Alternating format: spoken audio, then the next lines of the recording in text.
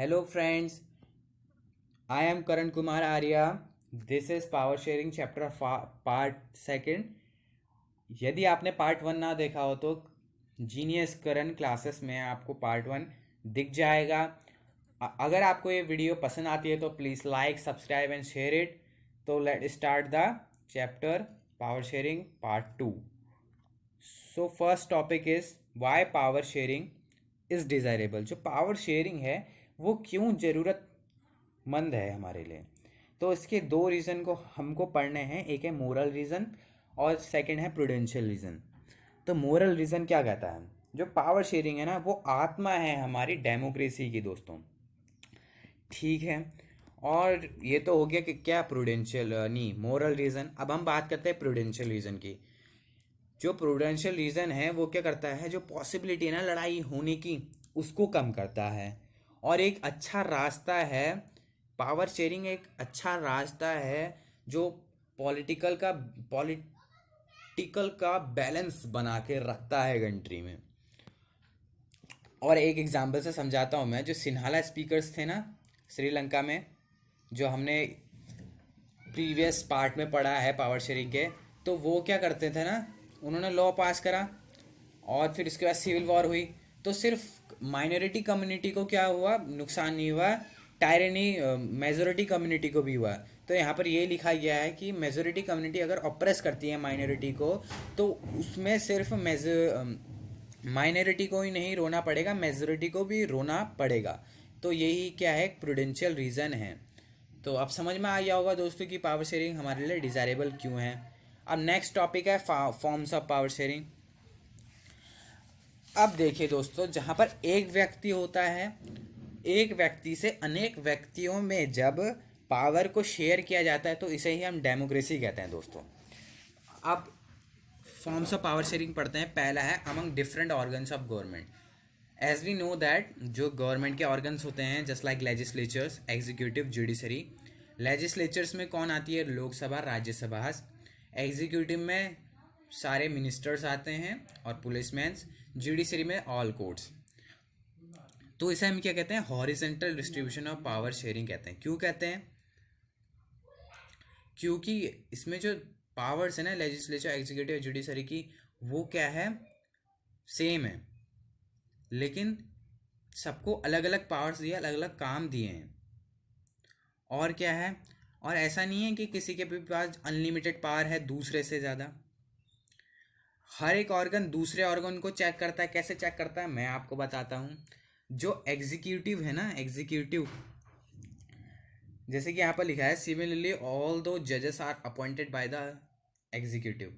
जो भी एग्जीक्यूटिव होता है, प्रेसिडेंट किसको चूज करता है, जजेस को चूज करता है।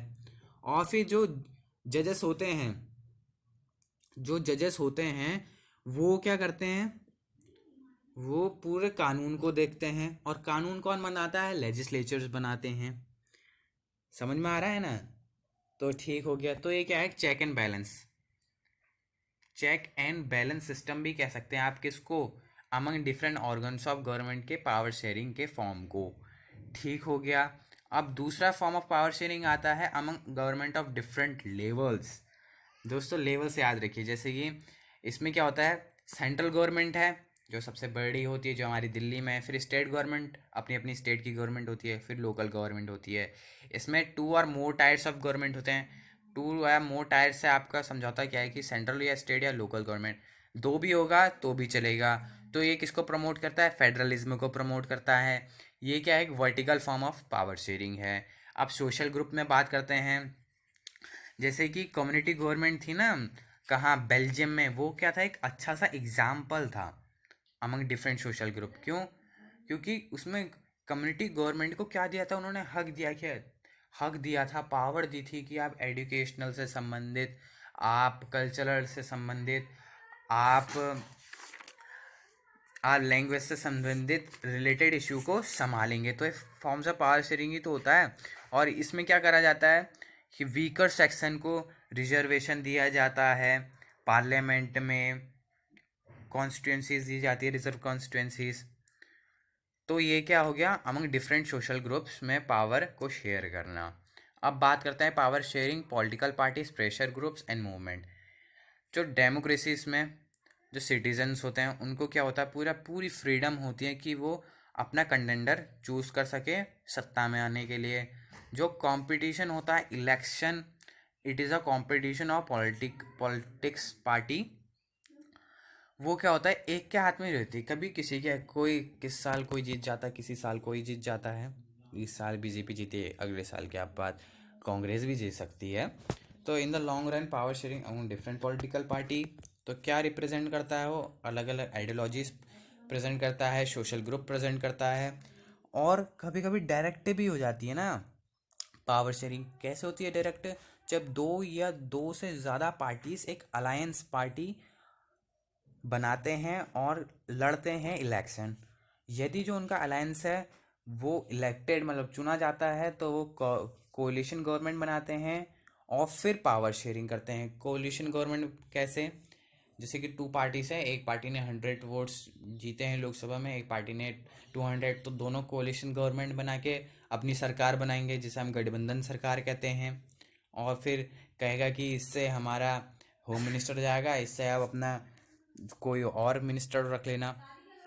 तो ये तो हो गई कोलिशन गवर्नमेंट की बात, इसमें भी हम पावर को शेयर करते हैं। और जैसे कि जो ट्रेडर्स है, बिजनेसमैन हैं, इंडस्ट्रियलिस्ट है, फार्मर्स हैं, ये क्या करते हैं, ये डिसीजन मेकिंग का काम करते हैं। कहाँ, गवर्नमेंटल कमिटीज़ में पार्टिसिपेट करके क्या करते हैं, डिसीजन मेकिंग प्रोसेस करते हैं। तो यहाँ पर भी पावर शेयरिंग हुई है। तो दोस्तों एक बार पूरा रिकॉल कर लेते हैं, पार्ट 1 से ही रिकॉल कर लेते हैं चलो। तो पार्ट 1 में क्या था दोस्तों, बेल्जियम और श्रीलंका एथनिक कंपोजिशन था। क्या 40% स्पीक्स करते थे फ्रेंच, जो वॉलोनिया रीजन को बिलोंग्स करते थे। 59% लोग डच भाषा बोलते थे, जो फ्लेमिश रीजन को बिलोंग करते थे। जो डच स्पीकिंग कम्युनिटी थी वो मेजोरिटी में थी कंट्री में, लेकिन माइनॉरिटी में थी कैपिटल में, क्योंकि वहाँ 80% लोग क्या बोलते थे, फ्रेंच बोलते थे, और 20% लोग डच बोलते थे। जो इसके पड़ोसी देश थे वो फ्रांस, नीदरलैंड, जर्मनी, लुक्समबर्ग थे। जो इसकी पॉपुलेशन थी वो 1 करोड़ के आसपास थी। जो इथनिक कंपोजिशन था श्रीलंका का वो कुछ इस प्रकार है। सिन्हाला स्पीकर 74% थे, जो बुद्धिज्म में थे। तमिल स्पीकर 18% थे, जिसमें से 13% श्रीलंकन तमिल्स, 5% इंडियन तमिल्स। और जो 7% पॉपुलेशन थी क्रिश्चियंस की, वो तमिल और सिन्हाला दोनों लैंग्वेज बोलते थे। अब बात करते हैं मेजोरिटेरियनिज्म की। ये एक ऐसा बिलीव होता है मेजोरिटी कम्युनिटी का, जो उसको रूल कराता है, रूल करने के लिए चाहिए होता है। और वो कैसे रूल कर सकती है, जैसे उसे रास्ते पसंद हो, चाहे वो डिसरिगार्ड करे इच्छाएं और ज़रूरतें किसकी, माइनॉरिटी कम्युनिटी की। तो ऐसे ही श्रीलंका में एक लॉ पास हुआ 1956 में, जो किसने निकाला था, हमारी सिन्हाला स्पीकर्स ने निकाला था। उन्होंने कहा था कि सिन्हाला क्या बनेगी, ऑफिशियल लैंग्वेज बन जाएगी, और जो सारे सर्विसेज और यूनिवर्सिटी पोजीशन है वो इनके फेवर में होगी। बुद्धिज्म का प्रमोशन होगा। तो जो श्रीलंकन तमिल्स हैं उन्होंने प्रोटेस्ट अगेंस्ट, इसके अगेंस्ट प्रोटेस्ट किया अपने राइट पाने के लिए। और उन्होंने कहा कि अब हमें साउदर्न ईस्ट में हमको क्या दे दीजिए, एक अलग सा देश बना के दे दीजिए। तो इससे क्या हुई, सिविल वॉर हुई, और सिविल वॉर से कई लोगों की जानें भी गईं। अब बात करते हैं अकोमोडेशन बेल्जियम का। जो बेल्जियम के लीडर थे उनने अलग रास्ता चुना। 1970 से लेकर 1993 में उन्होंने 4 बार अपना कॉन्स्टिट्यूशन बदला। तो उनका कॉन्स्टिट्यूशन में क्या था, डच और फ्रेंच स्पीकिंग को इक्वल मिनिस्टर होंगे सेंट्रल गवर्नमेंट में। और पावर्स जो है स्टेट गवर्नमेंट है वो सबॉर्डिनेट नहीं रहेगी सेंट्रल गवर्नमेंट में, मतलब दोनों के पास अपने अपनी पावर होगी, फेडरलिज्म होगा पूरा। ब्रिसल एज अ सेपरेट, जो ब्रिसल्स था उसके बाद अपनी सेपरेट गवर्नमेंट थी, जिसमें बोथ कम्युनिटीज़ को इक्वल रिप्रेजेंटेशन रखा गया। और उन्होंने क्या करा, म्यूचुअल कॉपरेशन करा। जो कम्युनिटी गवर्नमेंट थी उसको लाया गया किसके पावर रिगार्डिंग में, कि वो cultural, educational, language related issues संभाले। अब बात करते हैं why power sharing is desirable. तो पावर शेयरिंग इसलिए डिज़ायरेबल है क्योंकि वो एक आत्मा है डेमोक्रेसी की। अगर पावर शेयरिंग नहीं होगी तो डेमोक्रेसी भी नहीं कहलाएगा वो कंट्री। तो ये क्या था, मोरल रीज़न था। और जो अगर यदि आप पावर शेयरिंग करते हो तो जो पॉसिबिलिटी है लड़ाइयों की वो कम हो जाती है। और पावर शेयरिंग एक ऐसा अच्छा रास्ता है जो बैलेंस से बनाए रखता है कंट्री में पॉलिटिकल पार्टीज़ की। यदि ये क्या है, प्रूडेंशियल यूज़र हो गए। ये जो मेजोरिटी कम्युनिटी है यदि वो अप्रेस करती है माइनॉरिटी कम्युनिटी को, तो इससे क्या होने वाला है, इससे सिर्फ मेजोरिटी को नहीं माइनॉरिटी को भी दर्द सहना पड़ेगा। जो one power share from one person to another is called democracy. जब पावर शेयर होती है एक पर्सन से अनेक पर्सन को, तो उसे ही हम डेमोक्रेसी कहते हैं। अब बात करते हैं फॉर्म्स ऑफ पावर शेयरिंग में। जो फॉर्म्स ऑफ पावर शेयरिंग है, जैसे कि लेजिस्लेचर, एग्जीक्यूटिव और जुडिशरी, तो ये क्या है, ऑर्गन्स है किसके, गवर्नमेंट के, तो इसमें भी पावर शेयर हुई है। इसे हम horizontal distribution of power sharing कहते हैं। इसलिए कहते हैं क्योंकि ये क्या है, डिफरेंट ऑर्गन्स ऑफ गवर्नमेंट को एक ही जगह सेम लेवल पे बिठाई हुई है, लेकिन अलग अलग पावर दी हैं। कोई किसी पे अनलिमिटेड पावर ज़्यादा है नहीं, सबके पास इक्वल पावर है। हर एक ऑर्गन दूसरे ऑर्गन को चेक करता है। दिस रिजल्ट, तो ये क्या है, एक balance power of various institution रखता है। दिस इस पावर शेयरिंग के फॉर्म्स को हम क्या कह सकते हैं, चेक एंड बैलेंस का सिस्टम भी कह सकते हैं। अब बात करते हैं डिफरेंट लेवल्स में ये पावर शेयरिंग कैसे होती है। जो सेंट्रल गवर्नमेंट है वो स्टेट गवर्नमेंट को पावर देती है, लोकल गवर्नमेंट नहीं, स्टेट गवर्नमेंट लोकल गवर्नमेंट को पावर देती है। इसमें दो या दो से ज़्यादा टायर्स होने चाहिए गवर्नमेंट के। इसमें प्रमोशन मिलता है, किसको प्रमोशन मिलता है, फेडरलिज्म को। इसमें vertical power of form of power sharing होती है among different social group such as community government of Belgium. जैसे बेल्जियम में हुआ था ना दोस्तों, क्या हुआ था वहाँ बेल्जियम में ऐसा हुआ था कुछ कि जो कम्युनिटी गवर्नमेंट थी उसको एजुकेशनल से रिलेटेड, उसको लैंग्वेज से रिलेटेड, उसको कल्चरल से रिलेटेड सारे इश्यूज सौंप दिए गए थे, तो पावर शेयर हुई थी वहाँ पर। और जो सोशली वीकर सेक्शन होते हैं उनको यहाँ आरक्षण दिया जाता है, और जो वुमेंस होती हैं उनको भी। और रिजर्व कंस्टिट्यूंसी रखी जाती है पार्लियामेंट में। और पावर शेयरिंग होती है पॉलिटिकल पार्टीज़ के बीच, प्रेशर ग्रुप्स के बीच और मूवमेंट के बीच। जैसे कि डेमोक्रेसी है, जो सिटीज़न है उसको खुली छूट होती है कि वो अपना कंटेंडेंट चुन सके सत्ता में आने के लिए। और जो कंपटीशन होता है इलेक्शन का, वो क्या इंश्योर करता है कि जो पार्टीज है वो सिर्फ एक के हाथ में नहीं रहती है, वो किसी के भी हाथ में जा सकती है। और जो पार्टीज़ होती हैं उनकी अलग अलग आइडियोलॉजीज़ होती हैं, अलग अलग सोशल ग्रुप्स होते हैं, तो ये क्या करते हैं, पावर को शेयर करते हैं। और कभी कभी पावर शेयरिंग डायरेक्ट भी हो जाती है। कब होती है दोस्तों डायरेक्ट? डायरेक्ट तब होती हैं दोस्तों जब कोलिशन गवर्नमेंट बनती है। कोलिशन गवर्नमेंट कब बनती है? जब टू पार्टीज अलायंस कर देती हैं और फिर वो इलेक्ट हो जाती है, तो फिर वो कोलिशन गवर्नमेंट बनाती हैं। एंड देन वो शेयर करती है क्या, अपनी पावर्स को।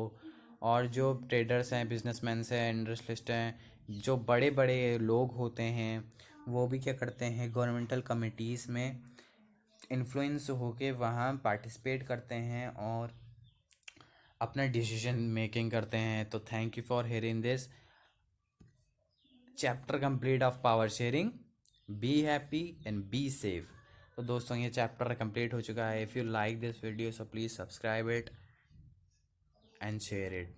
Thank you.